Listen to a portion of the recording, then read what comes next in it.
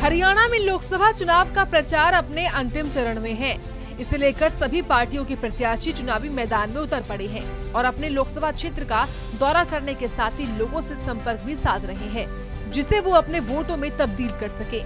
अपने इसी अभियान के तहत केंद्रीय गृह मंत्री अमित शाह हरियाणा की करनाल पहुँचे, जहाँ वो विजय संकल्प रैली में शामिल हुए, जिनका मंच पर मौजूद मुख्यमंत्री नायब सैनी और पूर्व मुख्यमंत्री मनोहर लाल ने स्वागत किया।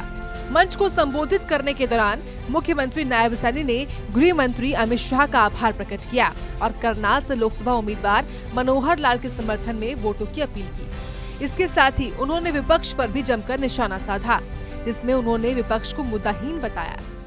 भाइयों, आज विपक्ष के पास मुद्दा नहीं है।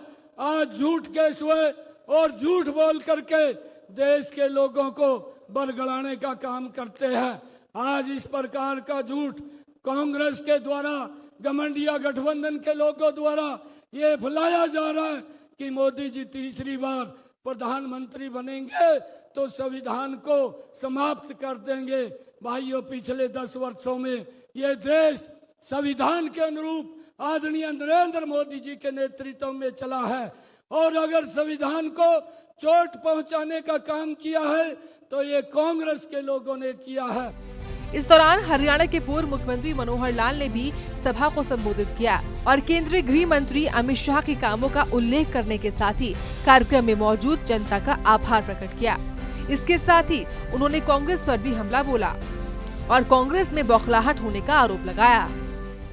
जो कुछ कांग्रेस में चल रहा है बौखलाहट आई हुई है।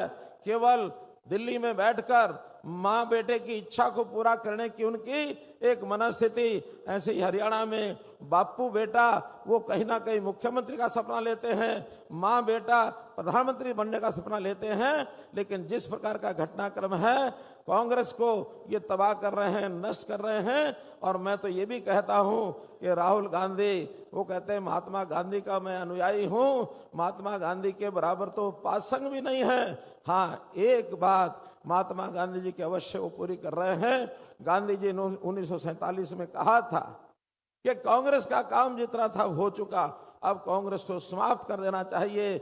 उस समय तो कांग्रेस के लोगों ने नहीं माना, लेकिन राहुल गांधी महात्मा गांधी के इस सपने को पूरा कर रहे हैं। इस समय कांग्रेस खत्म हो रही है।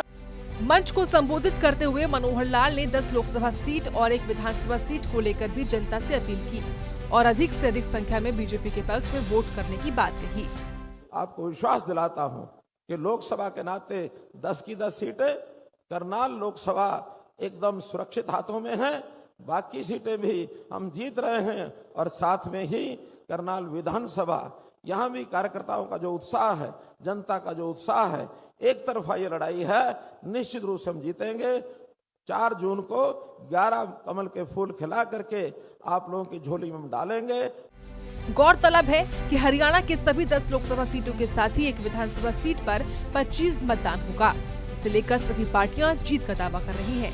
अब देखना ये है कि 4 जून को आने वाले परिणाम में किसकी जीत होती है और किसकी हार। करनाल से हिमांशु नारंग की रिपोर्ट।